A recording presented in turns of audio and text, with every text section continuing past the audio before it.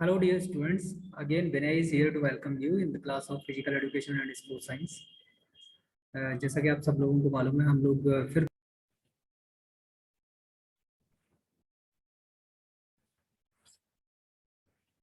चलो तो हम लोग क्लास आज की शुरू करेंगे। आज क्या है जो डीयू का इस साल का पेपर है 2021 का, उसको हम लोग सॉल्व करेंगे। उसकी आंसर की आप लोग चेक कर सकते हैं। ये पीएचई का पेपर है, ठीक है, फिजिकल एजुकेशन का। और बाकी ये सिर्फ फिजिकल एजुकेशन का ही पेपर नहीं है। एक्चुअली इसमें अगर आप देखेंगे तो जो आपका यूजीसी नेट का फर्स्ट पेपर आता है और दूसरा रिसर्च एप्टीट्यूड या टीचिंग एप्टीट्यूड का जो पोर्शन रहता है और आपका स्टैटिक्स का भी जो पोर्शन रहता है वो लगभग पूरा का पूरा पोर्शन आप इसमें कवर पाएंगे, ठीक है। तो आप इस आज हम बेसिकली इस क्लास में क्या करेंगे, इस क्लास में हम लोग क्वेश्चन नंबर 1 से लेके क्वेश्चन नंबर 25 तक करेंगे, क्योंकि हम थोड़ा इन्फ्रेंशियल टाइप की चीज़ें भी इसमें करेंगे, एक्सप्लेनेशन भी करेंगे। तो मैं चाहता हूँ कि आप लोग बहुत अच्छी तरह से उन सारे क्वेश्चंस को समझें, क्योंकि जो यूजीसी नेट का आगे आने वाला एग्जाम है उसमें इससे रिलेटेड आपको बहुत सारे क्वेश्चंस मिल जाएंगे। बाकी हम अभी क्वेश्चन करेंगे तो आपको पूरी तरह से ये पता लग जाएगा, आपको पूरी तरह से विश्वास हो जाएगा that why I'm taking this class, because this is really important for you, right? So the very first question is that a quantitative scales where there is a true zero, किसकी बात कर रहा है? he is talking about true zero and the equal intervals, right? equal intervals neighboring points is called. आप गौर से इसको करिएगा, सिर्फ इंटरवल पे मत जाइएगा, ठीक है। इस क्वेश्चन को समझने की कोशिश करें पूरी तरह से। A quantitative scale where there is a true zero and equal intervals between the neighbouring points is called. इसको आप ऑर्डिनल स्केल बोलते हैं, नॉमिनल स्केल बोलते हैं, रेशनल स्केल बोलते हैं या फिर इंटरवल स्केल बोलते हैं। चलिए जल्दी से फटाफट आप लोग आंसर करें इसका।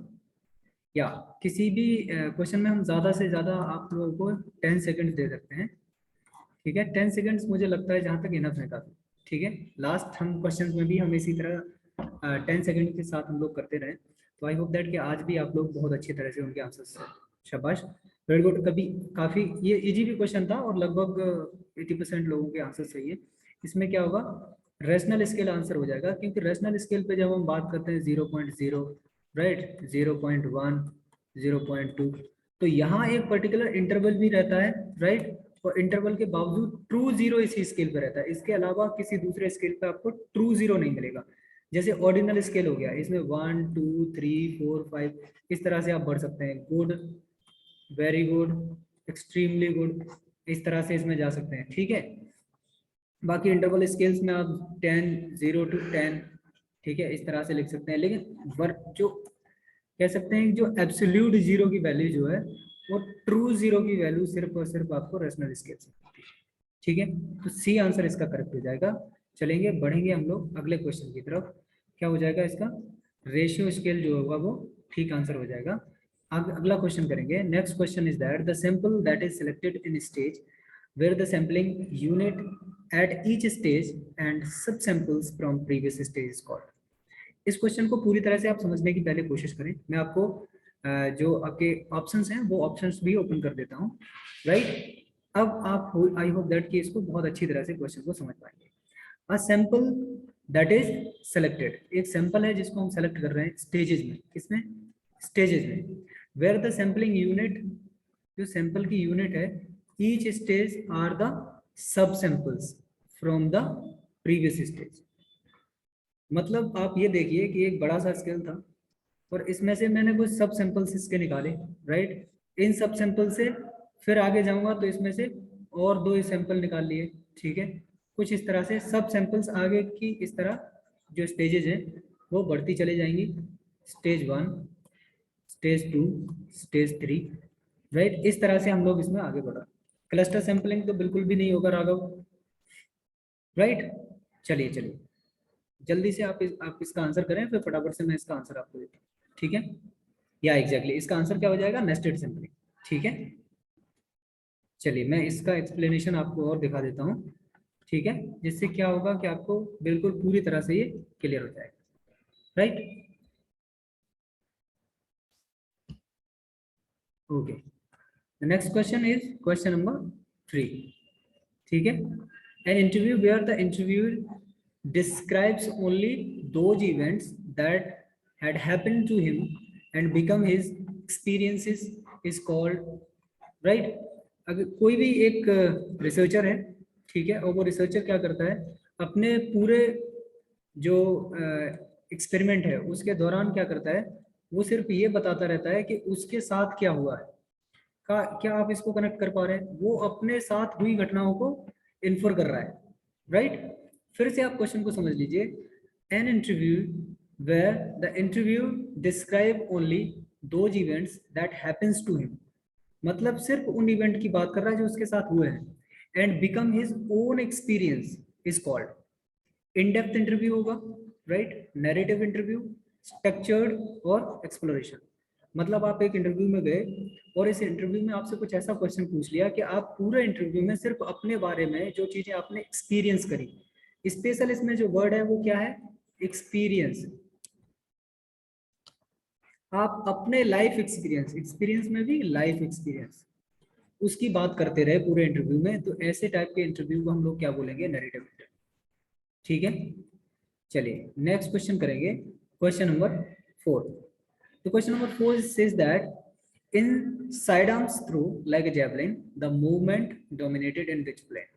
यहाँ आपको प्लेन दिए हुए हैं और जब जेवलिन थ्रो करते हैं, actually he is talking about if you are going to throw a javelin, right, you are javelin thrower, in that case javelin thrower जो है वो किस प्लेन में मूवमेंट करेगा। जैसे फॉर एग्जांपल कुछ इस तरह से देख लीजिए, ये एक प्लेन हो गया, राइट?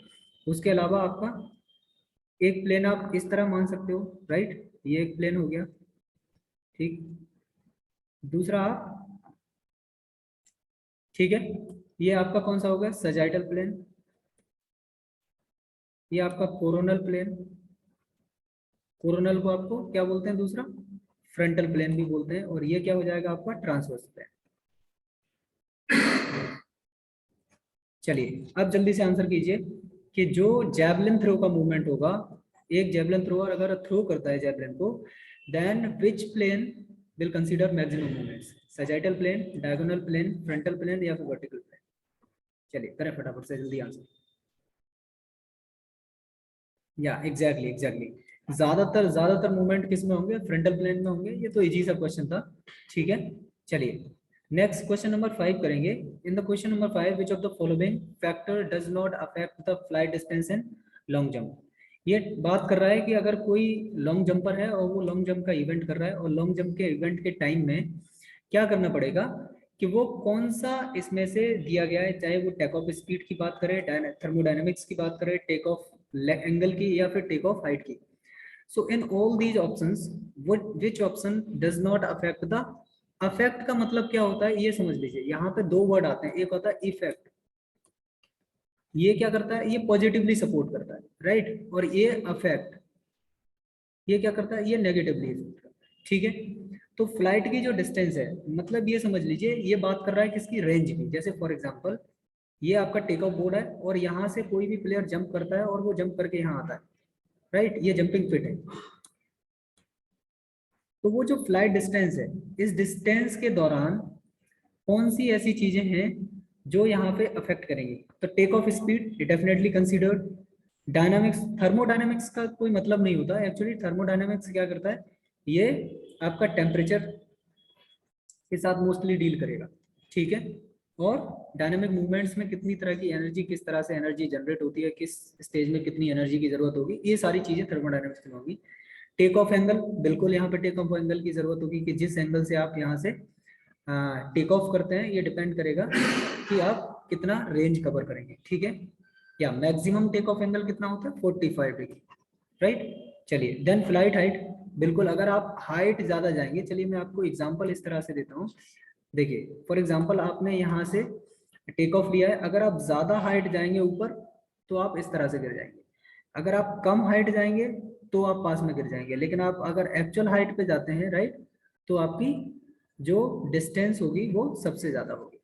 तो क्या होगा, टेक ऑफ स्पीड पे डिपेंड करेगा, टेक ऑफ एंगल पे डिपेंड करेगा, टेक ऑफ हाइट पे डिपेंड करेगा, इस पे नहीं करेगा। तो ये आंसर बी क्या है आपका, करेक्ट हो जाएगा, ठीक है। इतनी सी बात, आई होप दैट कि आपको क्लियर हो गई होगी। करेंगे next question, question number 6। The sagittal plane is a vertical plane passing from rear means posterior to the frontal anterior dividing body into the left and right half is also known as। एक बात आप याद रखें कि पहले जब मैं class पढ़ा रहा था, इसकी जो स्पेशल क्लास मैंने ली थी, उन क्लासेस में भी मैंने आपको डिफाइन किया था कि फ्रंटल पार्ट जो होता है उसको एंटीरियर बोलते हैं, रियर पार्ट जो होता है उसको हम पोस्टीरियर बोलते हैं। ठीक है, इतनी बात आपको क्लियर हो जानी चाहिए। दूसरा, इसके ऑप्शन देने से पहले मैं आपको थोड़ी सी हिंट दे दूं कि सजाइटल प्लेन जब मैंने आपको पढ़ाया था तो मैंने आपको छोटी सी ट्रिक बताई थी, DSLR, कि सजाइटल प्लेन आपको क्या करता है। आप DSLR याद रखिए, D stand for divide, S stand for sagittal plane, ठीक है, L स्टैंड फॉर लेफ्ट और R स्टैंड फॉर राइट। ये क्या करता है, जो सजाइटल प्लेन है वो डिवाइड करता है आपकी बॉडी को लेफ्ट और राइट में। ठीक है, चलिए नेक्स्ट देखते हैं।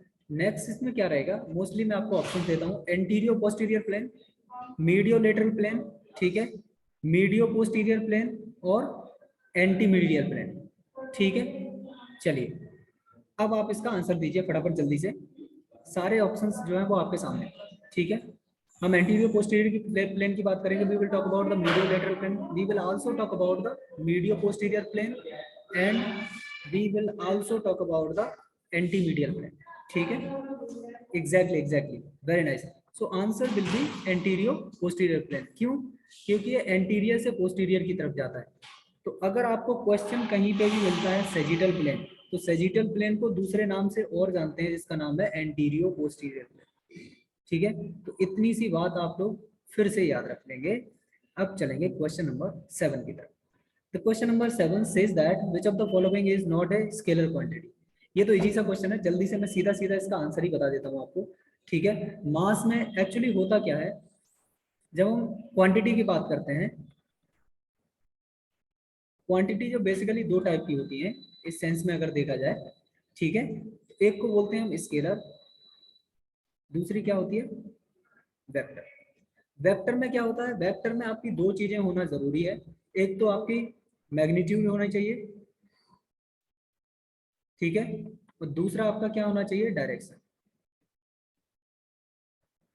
अब इन दोनों में से कोई भी अगर एक चीज है तब वो स्केलर होगी, दोनों चीजें अगर हैं तो वो क्या होगी, वेक्टर। ठीक है, चलिए तो इसमें क्या होगा, बेसिकली फोर्स ही एक ऐसी यूनिट है जो वेक्टर है, बाकी सारी की सारी चाहे वो काइनेटिक एनर्जी हो, वॉल्यूम हो या मास हो, ये सारी की सारी क्या है, ये भी ये भी ये भी, ये सब क्या है, स्केलर।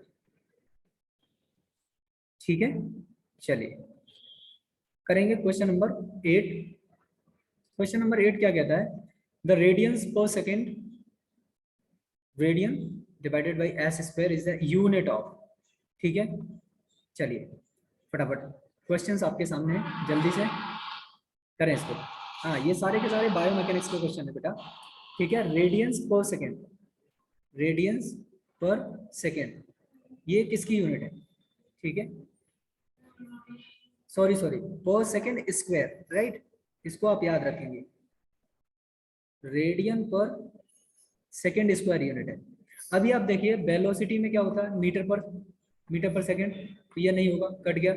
एंगुलर डिस्प्लेसमेंट में भी क्या होगा आपका, डिस्प्लेसमेंट भी आपका मीटर में चला जाएगा, तो ये भी नहीं होगा, राइट। एंगुलर वेलोसिटी में देखो, इसमें भी मीटर आएगा, नीचे मीटर आएगा, राइट, तो ये भी कट जाएगा, और इसमें मीटर पर सेकेंड स्क्वायर आता है, राइट। तो ये आंसर क्या हो जाएगा, एंगुलर का हमेशा हमेशा एंगुलर के लिए जब आप जाएंगे तो उसका किस में, रेडियन में आता है। एक्सीलरेशन क्या हो जाएगा आपका, तो सेकेंड स्क्वायर। ठीक है, तो सी आंसर जो है वो आपका करेक्ट हो जाएगा। ठीक है, चलिए देन क्वेश्चन नंबर 9 कि विच वन इज न्यूटन। एक न्यूटन की बात हो रही है, ठीक है, तो ये सिंपल सा देखो, आप बचपन से इसको पढ़ते आ रहे हो कि 1 न्यूटन में हम लोग क्या देखते हैं, हम देखते हैं ग्राम पर मीटर पर सेकेंड स्क्वायर। ये किस में मिल रहा है आपको, बी में। सिंपल सा, आपको कुछ भी याद नहीं रहे तो F is equal to M G वाले फॉर्मूले से निकाल लीजिए, या F is equal to M A वाले फॉर्मूले से आप इसको निकाल लीजिए। M is equal to 1 gram और ये मीटर पर सेकेंड स्क्वायर।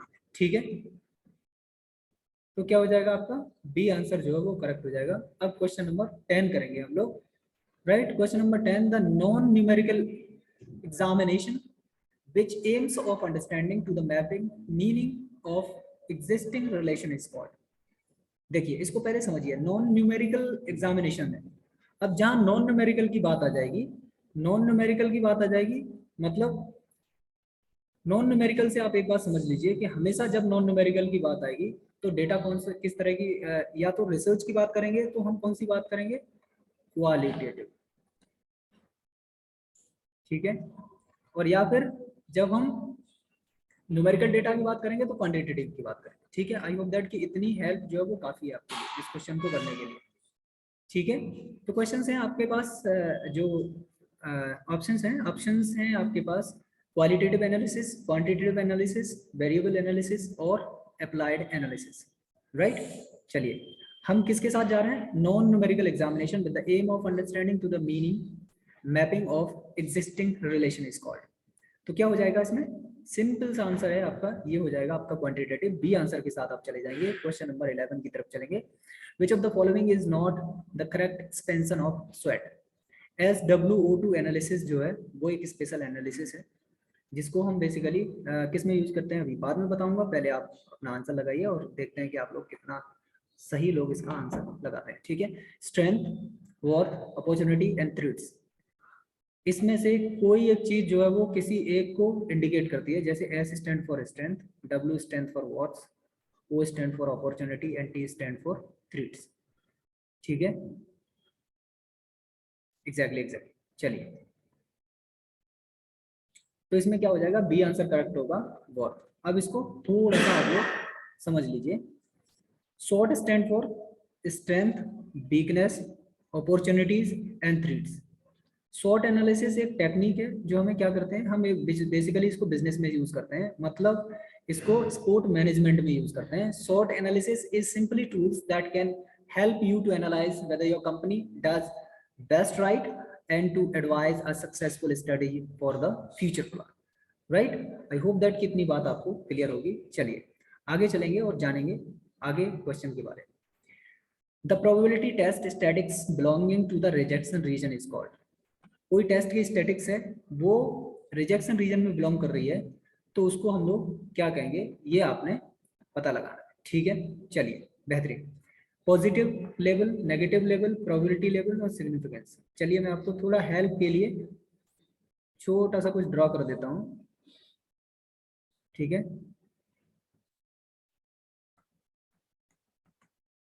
चलिए चलिए, ये एक्सेप्टेड रीजन है, ठीक है, और बाहर वाला रिजेक्टेड रीजन।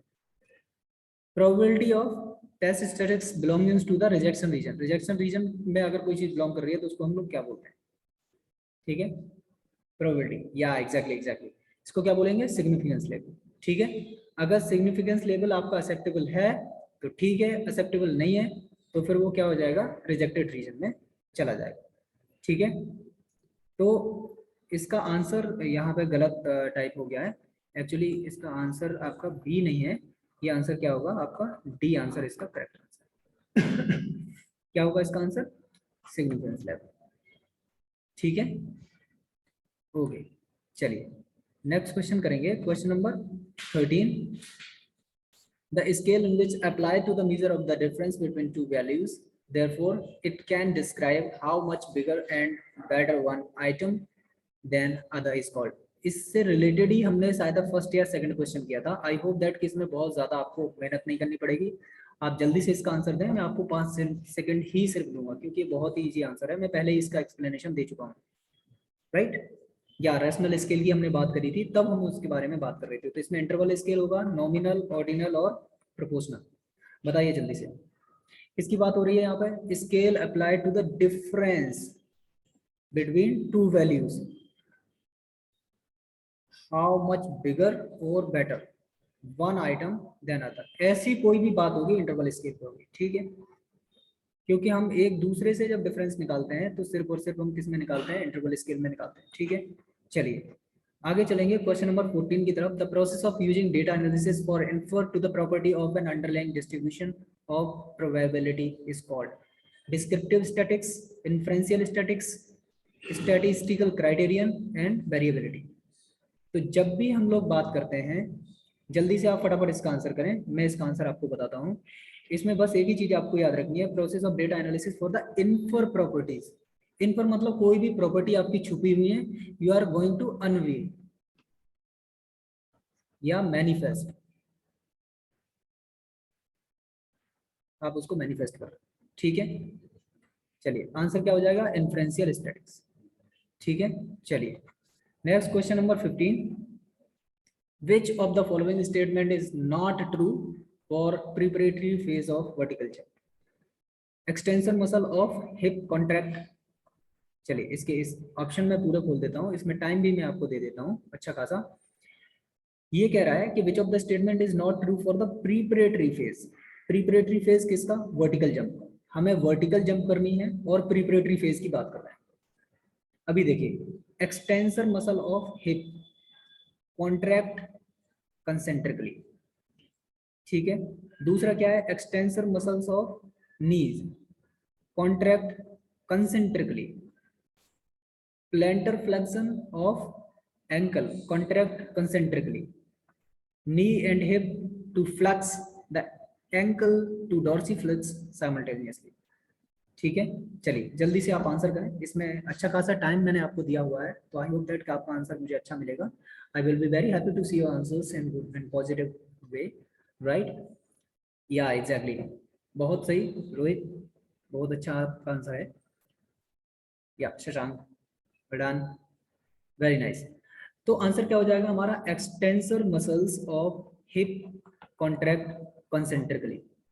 अभी आप देखिए मैंने आपको जब मसल्स पढ़ा रहा था तो मैंने एक चीज आपको पढ़ाई थी, जहां टर्मिनेटिंग एंड्स जो होते हैं मसल्स के, उनसे आप जब जाएंगे जहां पे आपको मेन बॉडी ज्यादा मिलेगी, ठीक है, ठीक है, सेंट्रल बॉडी अगर आपको ज्यादा मिल जाएगी तो वहां पे क्या, कंसेंट्रिकली मूवमेंट के चांस जो होते हैं वो मैक्सिमम होते हैं, ठीक है। क्या ये बात आपको क्लियर है। Extension muscle of knee contract concentrically, knee पे कहीं भी ऐसा नहीं होगा जो कंसेंट्रिक मूवमेंट हो जाए, क्योंकि जब भी आप फ्लेक्स करेंगे तो पहले वहां पे क्या होगा, एंगल जो है वो क्या होगा आपका, फ्लेक्शन होगा, ठीक है, बिल्कुल बिल्कुल सही है, वहां फ्लेक्शन होगा। लेकिन ये भी नीचे वाला भी गलत हो जाएगा, क्योंकि नी की एंगल की बात कर रहा है और यहाँ पे कंसेंट्रिक की सेंट्रिक कंट्रक्शन होगा इन सब में, ठीक है। नी एंड हिप फ्लैक्स, फ्लैक्स नहीं होंगे, एक्सटेंड होंगे साइमल्टेनियसली, ठीक है। तो क्या होगा, ए आंसर आपका करेक्ट हो जाएगा, ठीक है। चलते हैं नेक्स्ट क्वेश्चन की तरफ, क्वेश्चन नंबर 16 करेंगे, और आज हम सिर्फ 25 तक करेंगे क्योंकि काफी ज्यादा बड़ी क्लास हो जाती है, राइट। चलिए करेंगे question number 16, the vertical plane which passes for left to right dividing body into the posterior and interior halves is called. इस क्वेश्चन के लिए मैं सिर्फ आपको 4-5 सेकंड देने वाला हूं, क्योंकि ये क्वेश्चन अभी मैंने कुछ देर पहले ही एक्सप्लेन किया था, राइट, एग्जैक्टली, इसमें कुछ भी एक्सप्लेनेशन मैं देने वाला नहीं हूं आपको, ठीक है। Very nice very nice. तो सैजिटल प्लेन इसका आंसर हो जाएगा, क्योंकि ये क्या करता है, लेफ्ट और राइट में डिवाइड करता है। और मैंने अभी आपको एक छोटा सा एग्जांपल दिया था, एग्जांपल क्या दिया था आपको, ट्रिक दी थी DSLR। तो ये क्या है, सैजिटल प्लेन किसको डिवाइड करता है, आपकी बॉडी को डिवाइड करता है 2 हाफ में, ठीक है, लेफ्ट और राइट में। ये आंसर करेक्ट हो जाएगा। क्वेश्चन नंबर 16 करेंगे, if the average body density is less than equal to the density of the water the swimmer will. अब आप समझिए इसको, मैं इसके आंसर्स भी आपके लिए खोल देता हूँ, राइट, इसका मैं एक्सप्लेनेशन सीधा सीधा आपको देता हूँ, राइट। ये क्या होता है, ये है D1, ये D2, ये डेंसिटी है। अब ये समझ लीजिए, अब जब एक दूसरे में किसी को डुबोएंगे, ठीक है, ये टब समझ लीजिए, इसमें ये D1 है, ये D2, ठीक है। केस 1 में समझिए C1, अगर D1 की वैल्यू ज्यादा है, मतलब डेंसिटी ज्यादा है D2 से, तो ये क्या करेगी, इट सिंक, ये नीचे इसमें बैठ जाएगी, ठीक है, D1 की ज्यादा है। अगर इसके अपोजिट, अगर D2 की डेंसिटी ज्यादा है और D1 की डेंसिटी कम है, तो ये क्या करेगी, फ्लोट करेगी, ठीक है। अगर ऐसा हो जाए कि इनकी दोनों की density, if the both the mediums density having same, right, तो इस केस में क्या होगा, अगर डेंसिटी दोनों की सेम है, तब फिर हम लोग क्या करेंगे, हम लोग सिर्फ इसके साथ चले जाएंगे कि वो ना डूबेगी ना उछलेगी, सबमर्ज्ड बोल सकते हैं एक तरह से उसको, ठीक है, वो डूबती उछलती हुई रहेगी इस सरफेस एरिया के आसपास, ठीक है। क्या ये बात क्लियर है। अगर किसी भी ऑब्जेक्ट में दूसरे ऑब्जेक्ट को डुबोया जा रहा है, राइट, और उसमें डेंसिटी डिफरेंस है, तो जिस ऑब्जेक्ट को सबमर्ज किया जा रहा है जिसमें, अगर उसकी डेंसिटी ज्यादा है तो वो डूब जाएगा, अगर उसकी डेंसिटी कम है तो वो फ्लोट करेगा, अगर डेंसिटी दोनों की बराबर है तो वो फ्लोट करता हुआ उछलता, थोड़ा सा डूबता, उछलता, थोड़ा सा डूबता, वो सरफेस एरिया के आसपास में उसका मूवमेंट होता रहेगा। ठीक है, इतनी सी बात आई होप दैट आपको क्लियर होना चाहिए। तो फ्लोट इन वाटर इसका आंसर हो जाएगा। जाएंगे हम लोग क्वेश्चन नंबर 18 करेंगे। ये काफी मजेदार क्वेश्चन है, इसको समझने की कोशिश करें। An object will continue to the state of rest to the uniform motion in a straight line unless acted upon a external force is not in equilibrium. जल्दी से करिए, ये आंसर अभी 8th के बच्चों के लिए क्वेश्चन है, पता नहीं आपके पेपर में क्यों रख दिया है, राइट। चलिए, ये कह रहा है कि कोई भी ऑब्जेक्ट है, अगर वो कंटिन्यूअसली मूव कर रहा है तो वो मूव करता रहेगा यूनिफॉर्म मोशन से, अगर वो स्ट्रेट लाइन में जा रहा है तो स्ट्रेट लाइन में जाता रहेगा जब तक उस पर कोई एक्सटर्नल फोर्स ना लगाया। ठीक है, तो ये क्या है, न्यूटन के 3 लॉ होते हैं बेसिकली। न्यूटन के 3 लॉ में से ये फर्स्ट लॉ की बात कर रहा है। किसके? न्यूटन के 3 लॉ कौन कौन से होते हैं? पहला होता है लॉ ऑफ इनर्शिया, ठीक है। दूसरा क्या होता है? Law of momentum. और तीसरा होता है law of action and reaction. अच्छा, law of action and reaction को दूसरे नाम से भी जानते हैं, इसको लॉ ऑफ इंटरेक्शन के नाम से भी जानते हैं। तो अगर आपसे कोई ऐसे पूछ लेता है कि लॉ ऑफ इंटरेक्शन क्या है, तो ये क्या होता है, ये न्यूटन का 3rd लॉ ही होता है। ठीक है, ये इंटरचेंजेबली इसके नाम से इसको यूज किया जाता है। तो क्या हो जाएगा? बी आंसर इसका करेक्ट हो जाएगा, लॉ ऑफ इनर्शिया। चलेंगे क्वेश्चन नंबर 19 की तरफ। Who propose psychodynamic theory of personality? ठीक है, your options are here: Sigmund Freud, B.F. Skinner, Carl Roger, Abraham Maslow. Basically is talking about the psychodynamic theory, right. अगर आप psychodynamic theory की बात करोगे, चलिए जल्दी से आप आंसर करें। Yeah very good, very very nice, very nice. Sigmund Freud क्या हो जाएगा? इसका आंसर हो जाएगा, क्योंकि साइकोडायनामिक थ्योरी या साइको एनालिटिक्स की बात करेंगे तो सबसे पहले आपको फिजिकल एजुकेशन में तो सिगमंड फ्रूड का नाम मिल जाएगा, राइट। B.F. स्कैनर की बात करो तो B.F. स्कैनर किसके लिए? ऑपरेंट कंडीशनिंग के लिए, ऑपरेंट कंडीशनिंग। अब इसकी और बात करें तो इनको एक चीज और आप याद रख लीजिए यहीं पे, इनको फादर ऑफ ऑपरेंट कंडीशनिंग भी बोला जाता है। क्या बोला जाता है? Father, father of operant conditioning. ठीक है, तो आंसर क्या हो जाएगा? आंसर इसका ए हो जाएगा। लेकिन दूसरा, इसको जो B.F. स्कैनर है उनको फादर ऑफ ऑपरेंट कंडीशनिंग बोला जाता है, तो इनको भी आप याद रखिए, इससे भी क्वेश्चन अक्सर पूछ लिया जाता है। ठीक है, which of the following is not in reason for creating oxygen depth during the high intensity training? Increase body temperature, elevation in breathing rate, decrease in metabolic rate, elevation in heart rate. इस question को करिए, ये interesting है और थोड़ी सी इसमें आपकी knowledge भी टेस्ट होगी कि आपने फिजियोलॉजी किस तरह से पढ़ी हुई है। ठीक है, yeah exactly, which of the following is not an reason for creating oxygen depth? कह रहा है कि ऑक्सीजन डेप्थ जो होती है, ऑक्सीजन डेप्थ किसकी वजह से होता है, कौन इसका रीजन नहीं है? ड्यूरिंग हाई इंटेंसिटी ट्रेनिंग हम जब भी करते हैं तो हमें ऑक्सीजन डेप्थ, जो डेप्थ है उसके नाम की एक टर्मिनोलॉजी यूज की जाती है। ठीक है, अगर हम ऑक्सीजन जो है वो लिमिट से ज्यादा यूज कर लेते हैं, फिर रेस्ट में आने के लिए हमें एक्स्ट्रा ऑक्सीजन का कंजप्शन करना पड़ता है, उसको लिए उसको हम टर्म को क्या बोलते हैं? ऑक्सीजन डेप्थ बोलते हैं। ठीक है, चलिए, increase in body temperature, elevation in breathing rate, decrease in metabolic rate, elevation in heart rate. चलिए, बेहतरीन, बहुत अच्छे, जल्दी जल्दी से आप आंसर करें।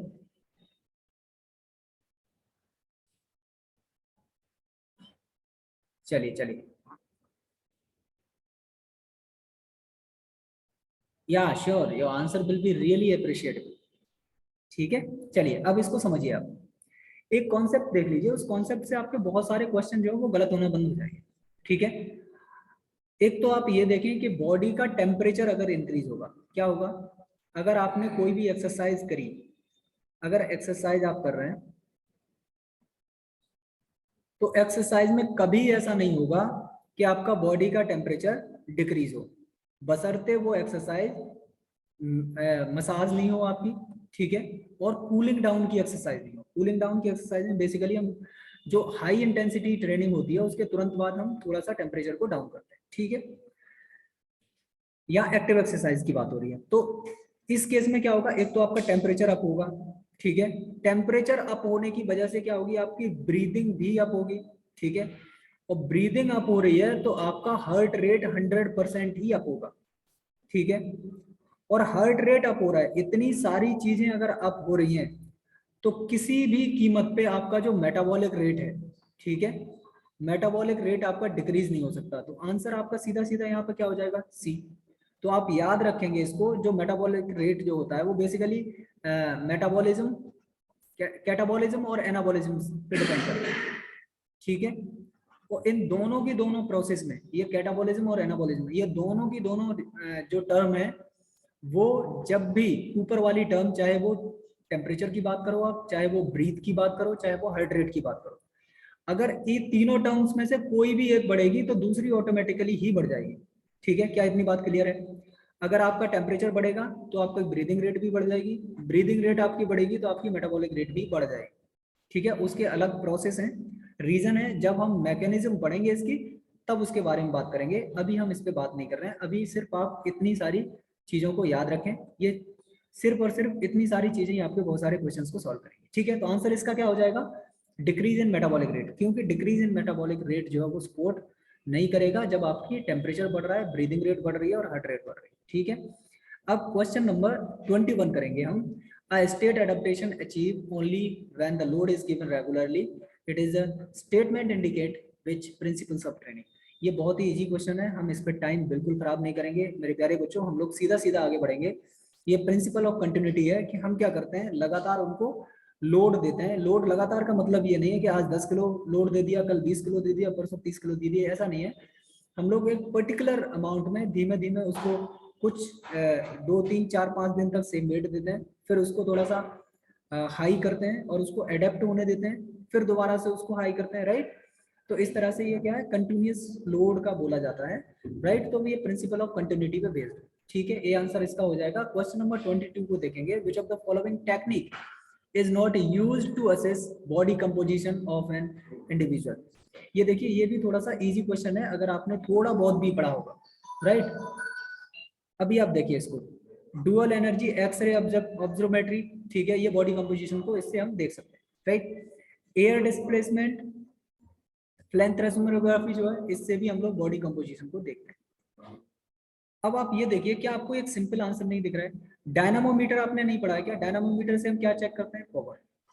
तो ये सिंपल आंसर नहीं हो गया क्या? अभी स्किन फोल्ड से भी हम करते हैं। अब सबसे अच्छी चीज जो है यहाँ पे वो ये है मेरे प्यारे बच्चों, याद करने की, अभी आपको ये 3 टर्म अलग अलग मिल गई जिनसे बॉडी कंपोजिशन चेक किया जा सकता है। क्या? डुअल एनर्जी एक्सरे एब्जॉर्मेट्री, ठीक है, एयर डिस्प्लेंट पैलेंथ्रोसोनोग्राफी और आपकी स्किन फोल्ड मेथड, ठीक है। स्किन फोल्ड मेथड तो काफी पॉपुलर है। बाकी हम लोग और ज्यादा अच्छी इन्फ्लुएंशियल वैल्यूज के लिए हम लोग बाकी चीजों को यूज करते हैं, ठीक है। चलिए क्वेश्चन नंबर 23 को देखेंगे। Question number 23 is about the electrical activity generated by the heart as contract is detected by. किसके द्वारा डिटेक्ट करते हैं? जो electrical activities, electrical impulse generate होती है किसमें? हमारे हार्ट में, हार्ट को कॉन्ट्रैक्ट करने के लिए, ठीक है। तो सिंपली हम लोग क्या करते हैं, इसको इलेक्ट्रोकार्डियोग्राम से देखते हैं, टाइम खराब करने की जरूरत, ठीक है। इलेक्ट्रोमायोग्राफी एक अलग चीज है, ठीक है। इलेक्ट्रोकार्डियोग्राम आप देखे होंगे कि जब किसी की स्पाइक्स इस तरह से जो आ रही होती है, ठीक है, देखे हैं कि नहीं आप लोग? इसी को हम लोग इलेक्ट्रोकार्डियोग्राम बोलते हैं, ठीक है। क्या बोलते हैं इसको? ECG। ये काफी आप लोगों ने कराई होगी कभी ना कभी किसी न किसी के साथ। तो आई होप जब भी आप हॉस्पिटल गए होंगे तो आपने देखी होगी। क्वेश्चन नंबर 23 करेंगे, ये सेकंड लास्ट क्वेश्चन है आज का। चलिए पूरा क्वेश्चन मैं खोलता हूं आपके लिए। Decline in stroke volume, increase in heart rate. चलिए क्या कर रहा है? Decline in stroke volume, stroke volume में क्या हो रहा है? स्टॉक वॉल्यूम कम हो रहा है। And increase in heart rate, heart rate आपकी क्या हो रही है? इंक्रीज हो रही है due to the constant rate of aerobic workout.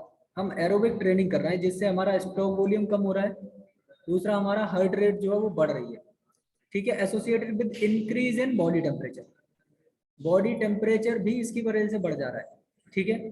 तो इसको हम लोग क्या बोलते हैं? देखो मायोकार्डियल कैपेसिटी का कोई लेना देना नहीं है, कार्डिक आउटपुट ये है नहीं, स्टॉक वॉल्यूम है नहीं, सीधा सीधा एक आंसर हमारे पास बचा, कार्डियोवेस्कुलर ड्रिफ्ट।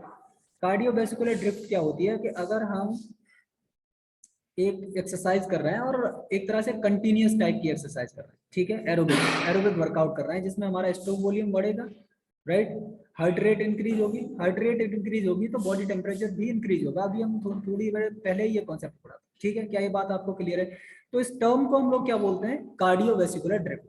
तो इतनी सी छोटी चीज को आप लोग याद रख पाएंगे, आई होप दैट। आज का लास्ट क्वेश्चन करेंगे। The last question is that the motion in which all parts of an object travel through the same angle and the same time and same direction about the axis of rotation.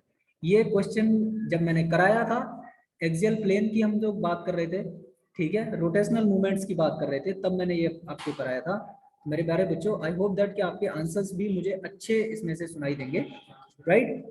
That is the transverse motion, linear motion, angular motion और आपका circulatory motion. जल्दी से आप answer करें फटाफट, इनमें से कौन सा होगा। आप याद रखें कि किसकी बात हो रही है, we are talking about the same direction, ठीक है। और क्या हो रहा है, motion is the part of object travelling through the same angle same time, right. और लास्ट में इसने कहा है कि एक्सिस ऑफ रोटेशन, ठीक है।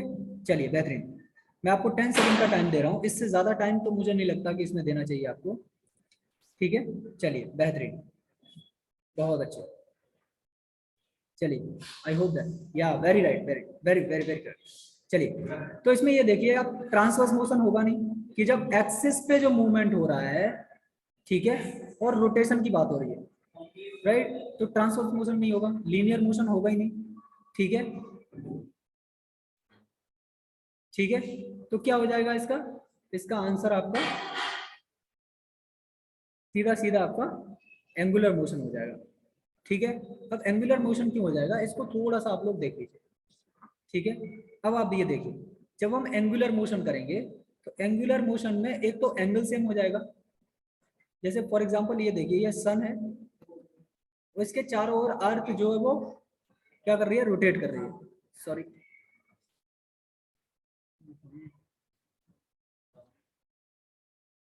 ये सन है, राइट, और इसके चारों ओर अर्थ क्या कर रही है, आपका मूवमेंट कर रही है, ठीक है। क्या ये अर्थ का रोटेशन आप देख पा रहे हैं? चलिए, ये अर्थ का रोटेशन है कुछ इस तरह से, राइट। अब ये देखिए, जहां पे भी हम होंगे उसी डायरेक्शन में वेलोसिटी होगी, उसी डायरेक्शन में हमारा सेम डायरेक्शन में सारी की सारी चीजें होनी है, और एक्सिस ऑफ रोटेशन जो है वो भी इसका फिक्स ही रहेगा जहां भी है, ठीक है। क्या इस एग्जांपल से आई होप दैट कि आप सारी चीजें आपकी क्लियर हो गई होंगी एंगुलर मोशन को लेकर, ठीक है। अगर फिर भी आपको कोई प्रॉब्लम है तो आप मुझे मैसेज कर सकते हैं, we will consider all these things, all these of your types in coming class, क्योंकि इसके बाद हम लोग जो है वो एक क्लास और लेने वाले हैं, ठीक है। और उस क्लास में आपके जितने भी डाउट हैं वो सारे के सारे खत्म हो जाएंगे। और ये DU का अभी 2021 का पेपर है जो PhD का PhD का हुआ था, ठीक है।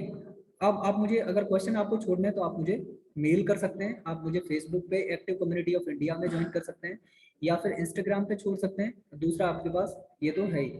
इसके अलावा फेसबुक पे ये जो पेज है ये टेलीग्राम पर भी है, तो यहाँ टेलीग्राम पे भी आप चाहें, अगर आपको PDF डाउनलोड करनी है तो PDF आप यहाँ से डाउनलोड कर सकते हैं, ठीक है। तो मेरे प्यारे बच्चों, मिलेंगे अगली क्लास में, तब तक के लिए नमस्ते।